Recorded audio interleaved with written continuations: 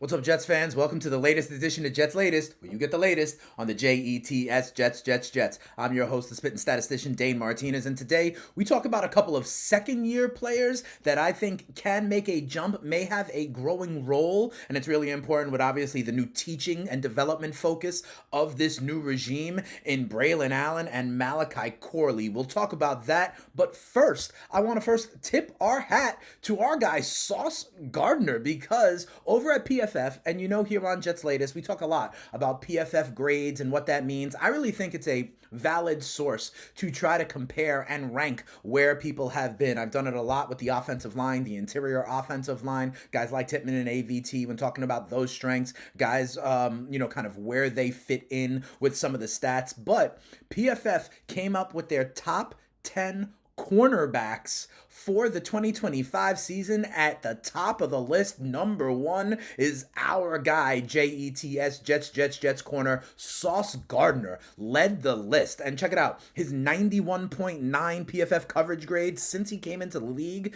is tops in the league. He is rated as the best cover corner in the NFL. He has also forced a league high 46 incompletions, allowed a league low 0.6 yards per cover snap over that span. Even the advanced coverage grade ranks number one in the league. And here's why I think that's important, for a couple of reasons. First, I keep on telling you that Steve Wilks and Aaron Glenn, they have a vision, right? And look at the type of cornerbacks they have added to Sauce in that locker room, right? A guy like Brandon Stevens, tall, lanky. A guy like A.Z. Thomas, who they drafted in the third round, tall, lanky, press man covers, right? And here's the other thing I've been telling you. The Detroit Lions last year, under Aaron Glenn's kind of leadership as the DC, had the biggest or most man coverage rate in the entire NFL. So I think, listen, Aaron Glenn was like, we're bringing in Stevens. We're bringing in A.Z. Thomas, and we have the best cover corner in the NFL. So I think that part is important. Again, we heard Steve Wilks talking about, they're going to play a style that fits their players. Well, Sauce Gardner is the best at what he does in the NFL. And here's the other thing. We talk about how Sauce and G5 kind of have extensions maybe on the horizon, talked about the kind of cap relief that the Jets have gotten. Listen, the market is only going up for top-end cornerbacks. Derek Stingley with the Houston Texans just signed a 3-year, $90 million extension in the offseason with Houston. J.C. Horn in Carolina just signed a 4-year, $100 million extension with Carolina this season. So like I always say, yesterday's price is not today's price. I know he wasn't there for a couple of OTAs. I hope that that's no big deal. I think maybe they're just putting the finishing touches on a deal. Pay the man. I hope they absolutely do pay the man. But we have literally the best corner in the league as per PFF when it comes to Sauce Gardner. Now, like I said, I want to talk about a couple of second-year players on the Jets who could be primed to take a jump. The first is running back Brilan Allen. Okay, check it out. Over Sports Illustrated, Albert Breer says he believes Brilan Allen could have a role significant alongside Breece Hall. There's also a lot of talks. We've been making comparisons to the Detroit Lions here on Jets Latest, and they're saying the Jets offense is going to have a quote-unquote Lions feel or flavor to it. So check this out. Last year, Breece Hall had 58% of the attempts, Brilan Allen 25%. You see the yards, you see the touchdowns, right? Breece Hall, more yards per carry. However, Brilan Allen had a better, what's called success rate. And what success rate means is kind of staying on schedule. Do you get 4 more yards on a first down carry? Do you make up half of the distance to go on second yard? On a third down, on a fourth down, do you convert that first down, or do you convert on the goal line? And that is the kind of back that Brilan Allen was. If you can see his success rate of 51.1%, much better than Breece Hall's. You see that Brilan Allen had 4 touchdowns on only 92 attempts, a much better rate than Breece Hall's 5 rushing touchdowns on 209 attempts. And we always make the comparison, we have recently, to Detroit. And in Detroit, if you know, they call them Sonic and Knuckles. Sonic being the speed back, the, lead back, and that's Jahmyr Gibbs. And then in Detroit, the other back is David Montgomery, who plays that short yardage role, who plays that goal line role, who plays that Knuckles in their nickname Sonic and Knuckles. You've heard it called like Thunder and Lightning before. I've used Breece Hall calling him Breece Lightning. Well, look at the way Gibbs and Montgomery did it in Detroit, and you'll see some similarities, right? Gibbs had more carries. Gibbs had a ton of yards, 1,412 yards and 16 touchdowns, a better yards per carry than Montgomery, similar to how Hall had a better yards per carry than Brilan Allen. However, Montgomery had the better success rate. Montgomery had the better touchdowns kind of to attempt ratio, right? Even though he had a lower yards per carry.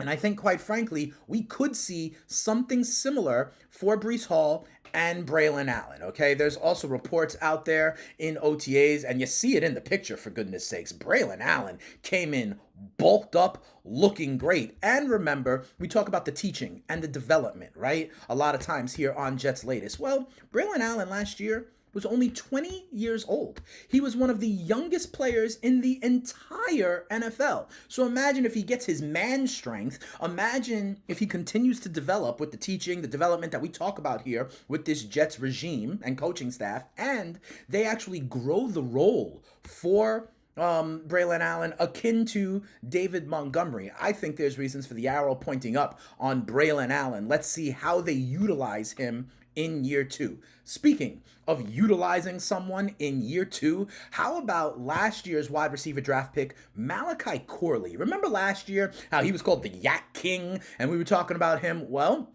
Aaron Glenn had something to say about Malachi Corley, who, by the way, remember, changed his uniform number recently to number 6. Let's see what Glenn had to say. He goes, "From what I remember from Corley in college is his ability to get the ball in his hands and make something happen. And when you have a player like that, the first thing you think about is screens. We have a ways to go really to try to figure out exactly where we're going to place him because he's been in and out, and that's just what it is. But there's a plan for him. We're going to make sure that we try to utilize him and what he can do best, and we've seen that in college. I think this is important because I keep on talking about the different roles wide receivers on this team are going to play. Garrett Wilson, your alpha guy. We've talked a lot about Arian Smith, this year's 4th-round draft pick, and with his speed, his ability to take the top off the defense, right? We talk about the sure-handed guy like a Josh Reynolds. We talk about a guy who can block a lot and is known for that like Allen Lazard. Well, don't forget about Malachi Corley. Last year, a lot of reports just say that Aaron Rodgers and his diva-ness just didn't have the time or patience to wait for a guy like Malachi Corley to develop. He did have some good yards per touch last year, but he hardly saw the field. So it's interesting that Aaron Glenn is going back to his college kind of idea because, quite frankly, coming into the draft last year, Corley was really compared to a guy like Deebo Samuel for what he can do yards after the catch and with the ball in his hands. Check it out. You see some of the stats there at Western Kentucky. 253 yards for almost 3,000 yards, or 253 receptions for almost 3,000 yards. 11.7 yards per catch, but also 9.7 yak yards after the catch per reception. Over 75% of his yards came after the catch. His 975 yards after the catch, yak, and 40 missed tackles both led all of college football. So once again, it is interesting to me that Aaron Glenn is talking about how they are going to be intentional and use the guys that they have on offense. And I really believe that Tanner Engstrand is going to figure some things out with him. And again, when we have Wilson, Reynolds, Smith, Corley, even a guy like Lazard, even a guy like Tyler Johnson, it only continues to make me think. I know people talk about that we still need a wide receiver too. We still see Keenan Allen or Amari Cooper or Gabe Davis out there. And I think these guys are going to sign elsewhere. I think the Jets are satisfied with the personnel they have and the vision they have for these guys, including the formerly known Yak King, Malachi Corley. So that'll do it for this episode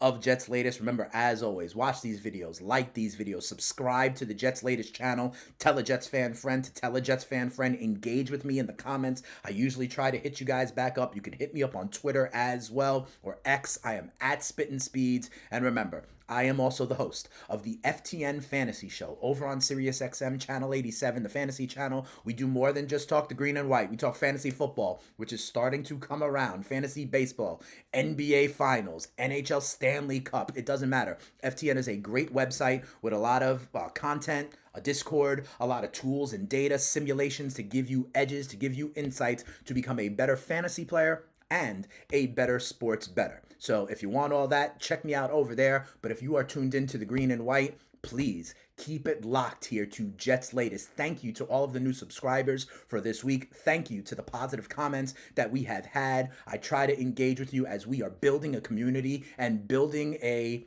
nice little family here for what should be a very interesting 2025 season where we believe the arrow is pointing up for the green and white. That'll do it for this episode. Have a great weekend, everybody. Next week, we will be back here continuing to talk about what we've seen, what we heard in OTAs as those kind of wrap up and we start to get ready for, mini camp and training camp for what's going to be a nice 2025 for the Jets. We'll see you next week while we talk about it right here. Have a great weekend, everybody. Peace.